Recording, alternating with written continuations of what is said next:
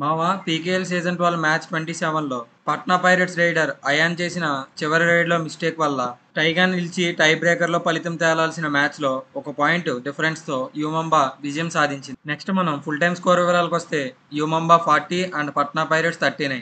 Next మనం ఈ జట్లో score వివరాల గురించి డిస్కస్ చేస్తే పట్నా పైరేట్స్ నుంచి టాప్ రైడర్గా అయాన్ డబల్ సూపర్ 10 చేసి 21 రైడ్ పాయింట్స్ చేయగా తనకు సపోర్ట్గా అంకిత్ కుమార్ 3 రేట్ పాయింట్స్ చేశాడు. నెక్స్ట్ మనం యూమంబా రేటింగ్ విభాగం గురించి డిస్కస్ చేస్తే యూమంబా నుంచి టాప్ రైడర్గా జఫర్ దనీష్ సూపర్ 10 చేసి 12 రేట్ పాయింట్స్ చేయగా తనకు సపోర్ట్గా అనిల్ 9 రేట్ పాయింట్స్ చేశాడు. నెక్స్ట్ మనం ఇరు జట్లో డిఫెన్స్ విభాగం గురించి డిస్కస్ చేస్తే పట్నా పైరేట్స్ నుంచి టాప్ డిఫెండర్గా కెప్టెన్ అంకిత్ 3 ట్యాకిల్ పాయింట్స్ చేయగా తనకు సపోర్ట్గా దీపక్ అండ్ నవదీప్ కలిపి చెరో 2 ట్యాకిల్ పాయింట్స్ చేశారు.